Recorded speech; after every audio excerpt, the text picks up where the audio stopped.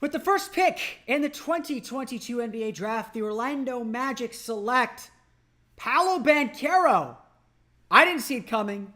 You didn't see it coming. Nobody but Jeff Weltman really saw it coming. Paolo Banchero is a member of the Orlando Magic. We'll break down what that means for the team, what didn't happen on draft night, plus your questions, and we'll talk a little bit about Caleb Houstan as well and the number 32 pick. It's Magic After Midnight. It's Midnight Magic. I don't even know what I'm calling this. It's our live show on a Friday after the NBA Draft. Well, the NBA Draft is still technically going on. It's Locked On Magic. You are Locked On Magic, your daily Orlando Magic podcast, part of the Locked On Podcast Network, your team every day.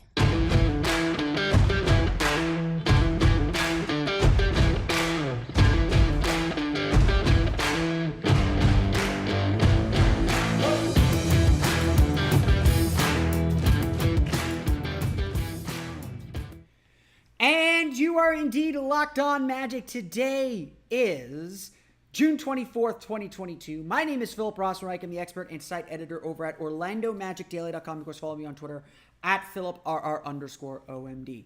On today's episode of Locked On Magic, if you're listening on the podcast or watching back on YouTube, we're doing a live show recapping the NBA Draft. So if you're watching this live, I will remind you throughout the course of the show. You can leave comments. I can react to them, ask questions. Let me know what's on your mind as the Orlando Magic surprise the NBA world and take Paolo Banchero. What we will do on this podcast is we will discuss that pick, what it means for the Orlando Magic, maybe what we got wrong along the way or along the process, and why ultimately the Magic made this decision. We'll talk a little bit about Caleb Houstan as well, who the Orlando Magic took with the 32nd pick in this year's draft, and plenty more as we look ahead to a busy offseason. Once again, I will remind you all, if you have not done so already, or if you're watching, go ahead and leave comments in the chat section. I'm here to answer questions. We will stay as long as we need to stay. Otherwise, this will be a fairly normal episode of Locked On Magic. You just happen to watch the Magic live, pun intended. That's just how it is.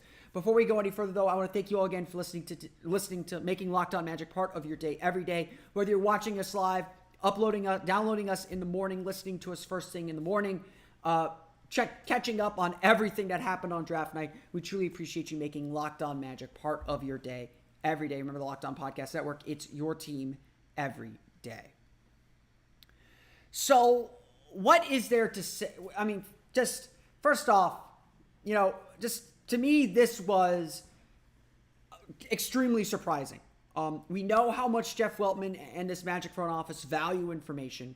We know how much gathering as much information as they can is really valuable to them. So I will admit that I overlooked this. I did a podcast, even as the odds were changing, even as Vegas seemed to know something, saying that I thought Paolo Banchero was falling off the pace. I'll get into some of the downsides of Paolo later on. We'll talk about why I didn't think that was the pick and whether that's something that we can overcome or something that can change. But I will say, as we got closer to draft time, and when Woj went on ESPN, Woj kind of said everyone expects the draft to go this way.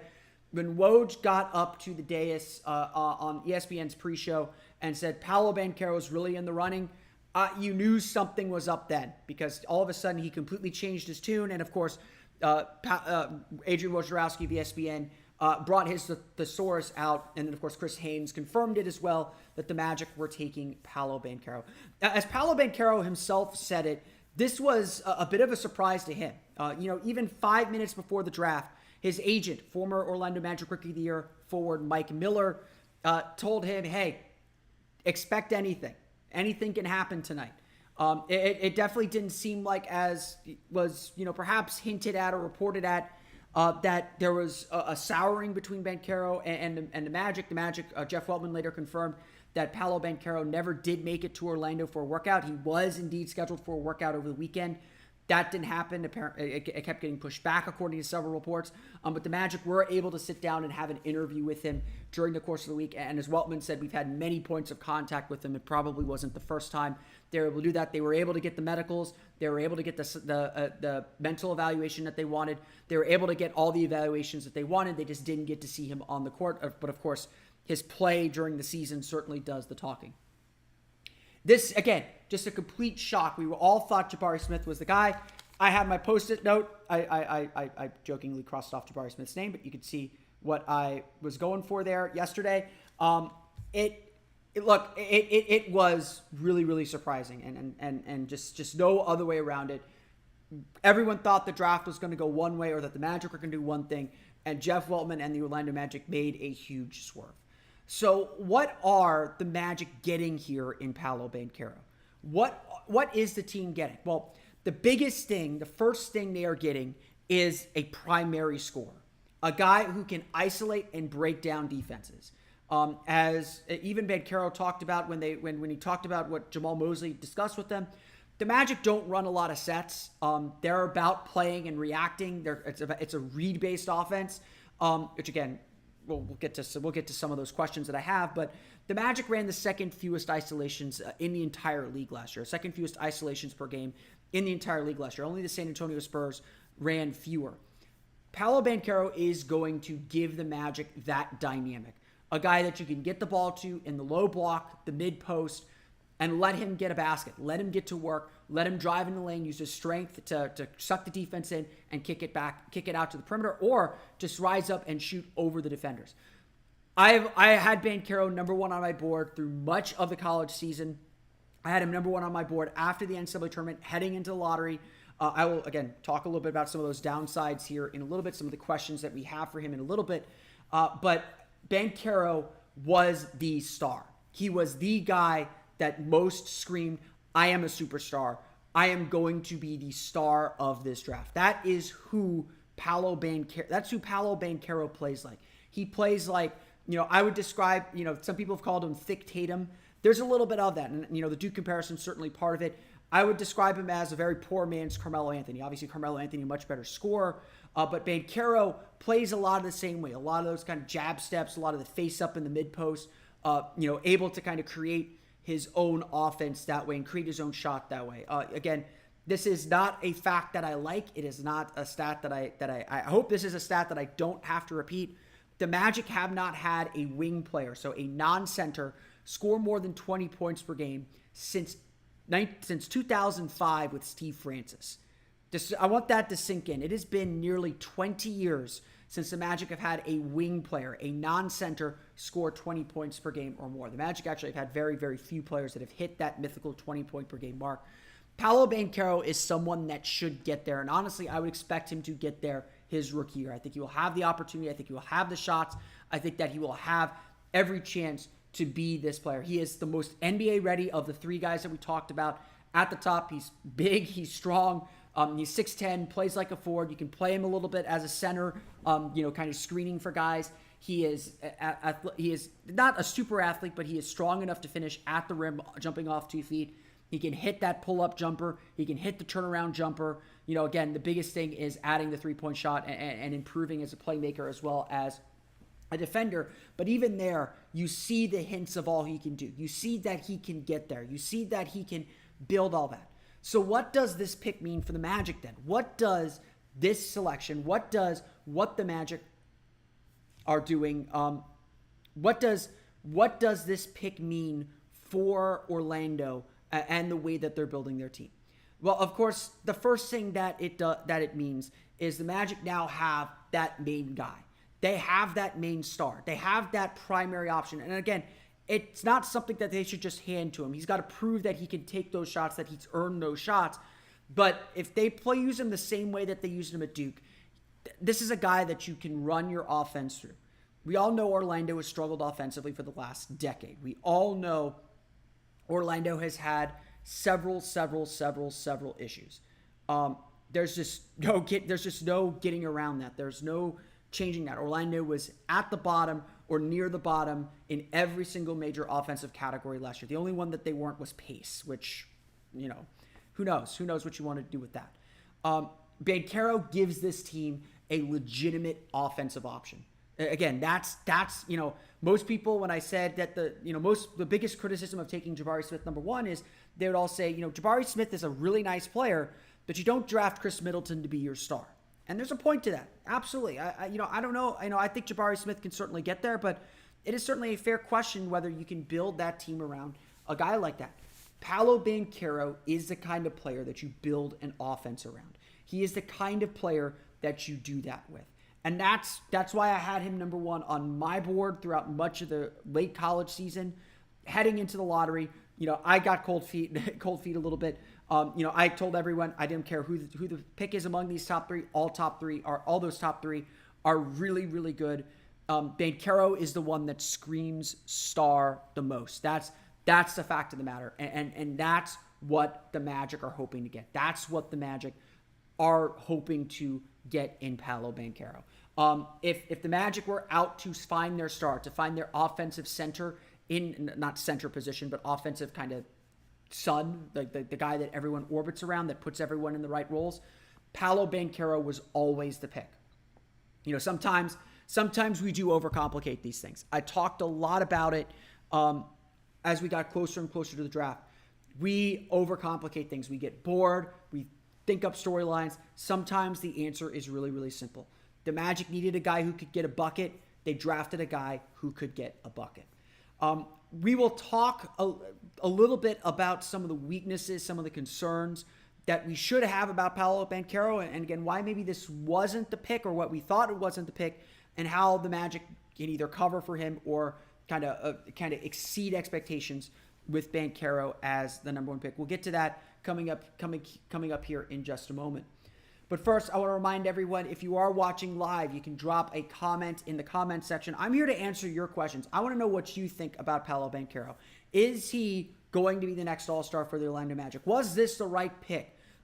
Let's talk a little bit about it. You can, if you're watching on the YouTube live, go ahead and drop a comment in the comment section. I'm here to answer your questions. I will stay on as long as I need to answer some of your questions. So if you have comments, please go ahead and do so. I'm not sure if I'm seeing all the chats here. This is my first time doing a live YouTube this way, so bear with me if there are any technical difficulties anywhere. But always feel free to drop a comment during the show, and I will do my best to answer all the questions that I can. But obviously, I showed the Post-it note. I'll show it again. I will take this. I will take this L. I will take this one here. Let me just make sure you can see it perfectly. I will take this one on the chin. The Magic went against what I thought they were going to do. And again, it's not necessarily that I am so pumped up on my own thinking. Obviously, Jeff Weltman has so much more experience in the NBA, so much more experience watching basketball, so much more access to tape and time to watch tape than I do on these guys. I will defer to his judgment on a lot of things. And obviously, time will tell if this was ultimately the right decision. But, there was a reason why I had cooled off on Paolo Banchero. And I think it is really important, even on a day when we are celebrating, when we are talking about the good things being excited about what we're going to get in Paolo Banchero, even when we are talking about all these things, I do think it's still important to kind of take a step back and remind ourselves or think a little bit about why we may not have been so sold on him. So let's just take some of these in turn. First, the big question, I remember I was watching the NBA TV pre-draft show before the ESPN coverage picked up. They interviewed Jamal Mosley, and the host there, and Brendan Haywood was there as well. He was a advocate for Paolo as well for the number one pick. The host there said, I think Jamal Mosley just tipped his hand saying that they value defense, that they want defense. And obviously that's not something Paolo Banchero is known for. In fact, it is probably one of his biggest weaknesses. I think he said on ESPN's broadcast before the draft that he told, I think it was Malika Andrews, one area that he knows he needs to improve is his attention to detail on defense, his ability to stay focused on defense through fatigue. He knows that's an area of improvement. And honestly, that's a good thing that he understands that. Now, diagnosing a problem and solving a problem are two different things, are two different ideas, and two different things you have to accomplish. But undoubtedly, Paolo Banchero's defense needs to improve. And obviously, he's going to come to a team that has a lot of really good defenders around him. Whether it's Franz Wagner, whether it's Jalen Suggs, whether it's Wendell Carter, there are going to be guys that are going to be able to help him defensively. And he's not going to be asked to guard the best players in the league. I mean, other than maybe throwing him on Kevin Durant just to test the kid, He's not probably going to guard the best wing players in the league. He'll get the stretch force. So the Orlando Magic will cover him. But I will say this. In the games that I watched Paolo this season, I saw the potential for him to be a good defender. He's got to move his feet a little bit better. There's still a lot of work to do. There are definitely a lot of times where he just doesn't make the rotation or just misses the rotation. So there is work to do on that end. But he can make really good defensive plays. It's in him to do it. And I think one of the reasons why I kind of docked Paolo some points is, yes, the Magic value defense. As much as they need offense, they still value defense. They want to build their team on defense. And so having Paolo not be an ace defender was a bit of a concern. And not just an ace defender, someone who you honestly had to ask, does this guy want to defend? Not that he doesn't want to compete. He definitely wants to compete. But there were definitely moments where his attention to detail on defense were really, really lacking and really, really, really, really were troublesome for a team that wants to pride itself on its defense, that wants to be strong defensively. That was one of my big concerns. Again, Jabari Smith is, I think, going to be an elite defender in this league. I think he's going to be a really good defender. It was easy to glom onto that, especially with some of the other things that he has. But we're not here to talk about Jabari. We're here to talk about Paolo. Paolo can get there defensively. I don't know if he'll ever be your best defender, but I think he can be a lot better defensively. And so I do think that is something that he understands he needs to work on. The Magic can put him in a spot where he can work on that. The other thing is obviously his three-point shooting. That's a given in this league. He is a good enough mid-range jump shooter. He's a good enough free throw shooter. It probably won't be there this year. I would expect him to shoot in the low 30s in three-point percentage this year. I'm sure the Magic will give him the green light to shoot threes. It's going to take him a little bit of time to be consistent from the three-point line, but Jason Tatum wasn't much better as a three-point shooter coming out of Duke, and now he's a fantastic three-point shooter, and it's a big reason why he's able to have those big scoring games. Banchero's three-point shot will come. If he's willing to put in the work, if he's willing to get to do everything that he needs to do, that three-point shot will come. I have no doubt about that. I'm not super concerned about that. I think the other big thing a lot of people had questioned is, okay, this guy is a little bit of a ball stopper. He's definitely an ISO player. What's he going to do as a playmaker? I think Paolo Banchero's passing is super underrated. He made some really difficult passes in games against Duke. And so I do think that he slides in really, really well there, where he is able to be a playmaker. I think you could run some sets that they run for Draymond with him, to be perfectly honest. I think you could run him in a pick and roll, have him pop to the three-point line. If the three's not there, you either have him at the top of the key, at the free throw line, able to make overhead passes, able to make passes to cutters, able to kind of get the offense going, especially with a guy like Markelle Fultz. I am really excited to see him play with Markelle Fultz because Fultz is going to hit him on short rolls. He's going to hit him on rolls to the basket. He's going to hit him on lobs. He's going to hit him at the three-point line on pops. It's going to be honestly, Duke had really good guards. Duke had a really good team this year.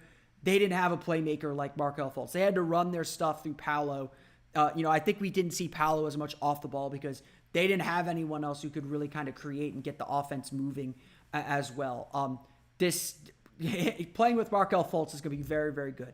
The other thing I think is really important too, Paolo had a really good connection with Mark Williams on high-low lobs and short lobs when he gets to the basket. He's able to suck the center in. Obviously, doing it at the NBA level is going to be very different.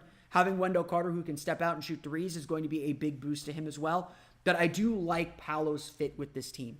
I think it does change the offense a little bit. I think the Magic are going to have to change some offensive principles. Obviously, shooting remains a premium for this team. There's just not a lot of kind of sure shooters in this lineup, and that's going to have to be something that is addressed at some point. Again, Paolo does fit this team.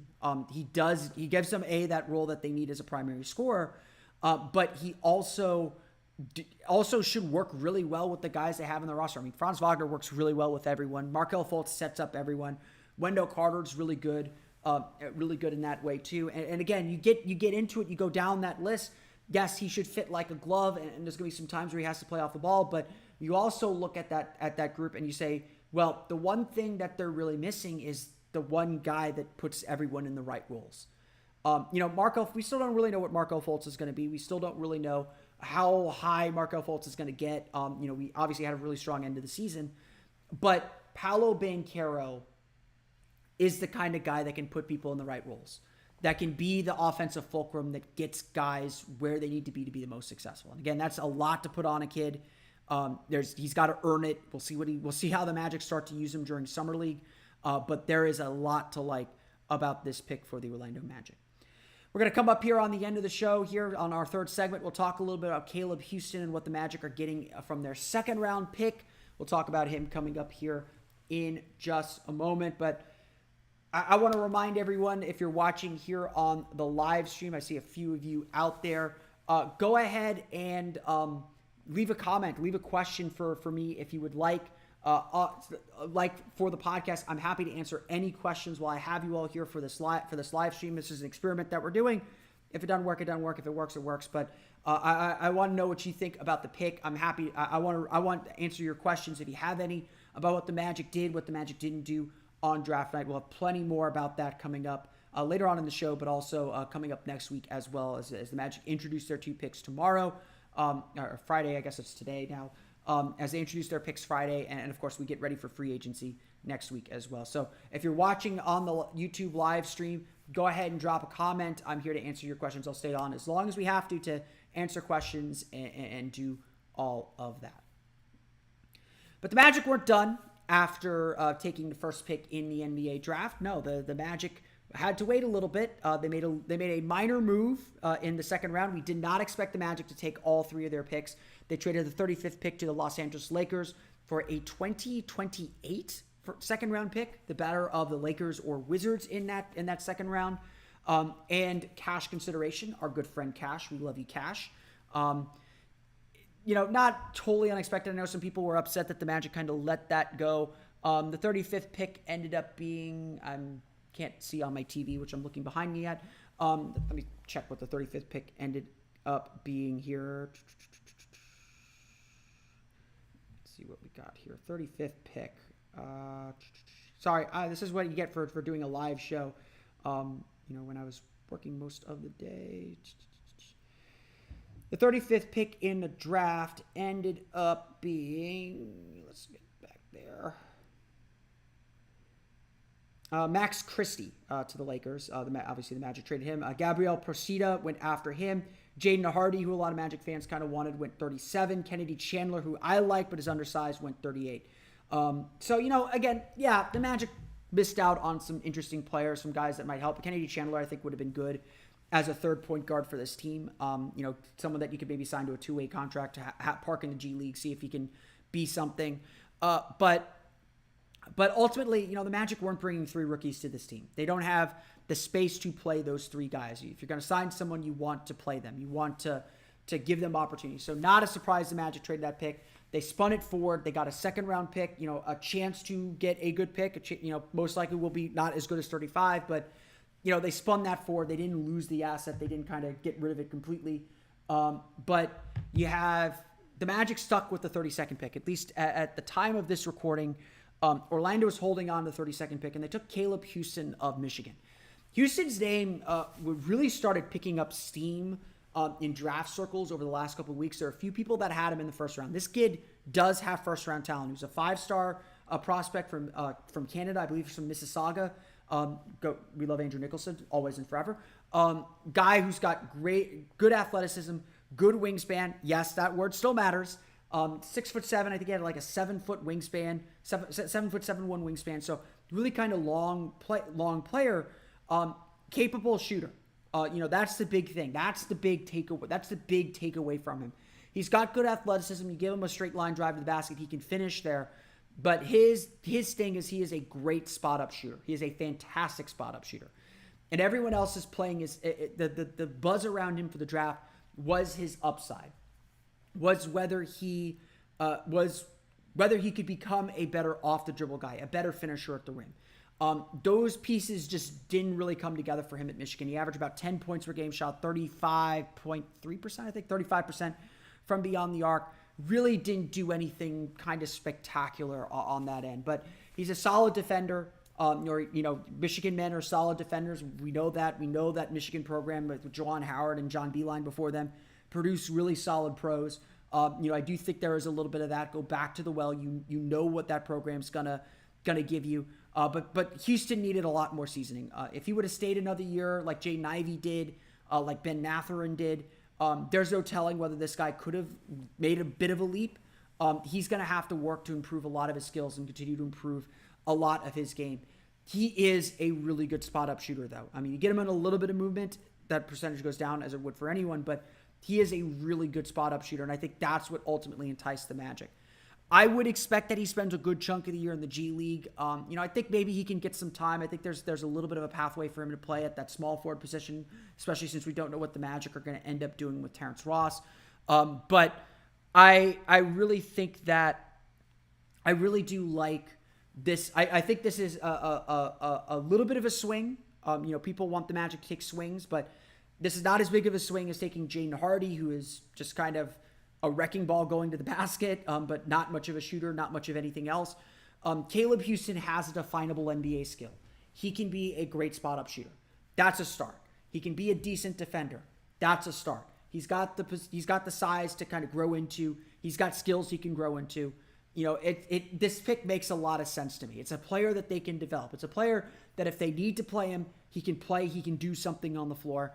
But more importantly, he's a player that can continue to get a whole lot better and continue to grow and add something to his game. That to me is kind of what you want in a second round pick. Maybe it's a little bit of a safer pick, but there's still a big swing here. There's still the ability to get a whole lot better. I like this pick for Orlando. The Magic needed to address their offense. They added a primary scorer in Paolo Banchero. They added a good spot-up shooter in Caleb Houstan, potentially good 3-and-D player. They address needs in this draft. They didn't just draft best player available. They grabbed guys who are going to contribute to this team and help this team kind of take that growth and take that next step. And again, I think I talked about it on yesterday's show. That's what this season's about. Again, just let's go back and scale here. Last season was about figuring out what the shades of this team are going to be. This season is about putting that outline to work, putting that outline in pen, understanding what this team is, what this team wants to be, and who is going to fit that vision, who's going to be part of that team moving forward. I talked about this a lot in the pre-draft process. The Magic weren't picking their player, they were picking their team. They were picking the team they wanted to be. And I kind of argued that, part of my problem with Paolo in that framework was saying, he becomes an isolation player. He becomes an ISO player. He becomes a guy that you just dump the ball to, clear out, and let him go. And you do need those guys. I'm not saying you don't need those guys. But I did feel like it fundamentally changed a good chunk of the Magic's offense, which maybe needed some fundamental changing. But it also was different than anything the Magic were doing and different from anything else. And his defense was certainly a bit of a concern for me. But very, very clearly, the Magic understand, or the Magic reason that Banchero is good enough, is versatile enough, can continue to grow into more things, that he was part of the team they want to be. Now, we don't really know what that team is. We think it's about the defense. We think it's about the passing, the three-point shooting, the speed that they play at, the intensity that they play at. We don't know. Adding a player who can improvise a little bit like Markelle Fultz, like Paolo Banchero seems to be able to do, will help this team. Will help this team kind of fill that vision. But obviously, this is still a blank canvas. This is still a fairly blank canvas. The lines might be drawn, but now we're starting to paint the colors in. Paolo Banchero is the broadest stroke this team has taken so far. And we will see what he provides and what kind of team he helps this Magic team become. That's the exciting part. And obviously, we will hear more from Paolo on Friday. I'll be at the press conference on Friday, so we will hear plenty more on that vision for the future and how and what the Magic ultimately look like moving forward. That's all I got prepared for today. That's my reaction to this year's NBA draft. I really like the draft, to be perfectly honest. Again, like I said, I was a Jabari guy by the end of this draft process. But I will say this, that I liked all three of these top guys. I was not going to be upset by any of these top three guys. I think I said on lottery night I was between Paolo and Jabari. Chet got back in there. I'm not upset at all by this pick. I know that I was pretty heavily Jabari, in a lot of ways, but Paolo Banchero is a very, very good basketball player that's going to make the Orlando Magic a whole lot better. And I'm really, really excited to have a dominant scorer like that again, to be perfectly honest. I'm really excited to see what Paolo Banchero is able to bring to the Magic and whether he is able to elevate this team. I'm excited for July 7th in Summer League against the Houston Rockets, Jabari Smith and the Houston Rockets. I am excited to see what this team looks like moving forward. It's going to be a very, very busy offseason. Obviously, we are just getting started. Tonight was a good night for the Orlando Magic. Let's just make that completely clear. The Magic had a very, very good night. They got a really good player, and I'm eager to see what this team becomes here in the very, very near future. This is going to be your last call for comments if you're watching on the live stream. I want to thank everyone who was able to do that. I appreciate that. This is an experiment. I was doing this at midnight, because I have a day job and I get off work at 11:30. So I appreciate everyone who was able to join on the live stream. I appreciate everyone who was able to watch the live stream or listen to the podcast afterwards. Hopefully we'll be able to do more live podcasts. Maybe we'll do a live stream of Paolo's first game or some type of reaction before his first game at a little bit more of a normal time for some of y'all. I know midnight is kind of late for some of my listeners, and certainly here on the East Coast it is a little bit late on a weeknight as well. But I want to thank you all again for listening to today's episode of Locked On Magic. If you don't know already, you can subscribe to the podcast on Apple Podcasts, Stitcher, TuneIn, Himalaya, Google Play, Spotify, Odyssey, and all of the places on the podcast to your podcast-enabled listening device. You can follow me on Twitter at PhilipRR_OMD. And, of course, for the latest on the Orlando Magic, be sure to check out OrlandoMagicDaily.com. You can follow us there on Twitter at OMagicDaily. I will be at Paolo Banchero's introductory press conference on Friday, so definitely follow along at OMagicDaily as we welcome Paolo Banchero to the Magic family. That's going to do it for me today, though. I want to thank you all again for listening to today's episode of Locked On Magic. For Orlando Magic Daily and Locked On Magic, this has been Philip Rossman-Wright. We'll see you all again next time for another episode of Locked On Magic.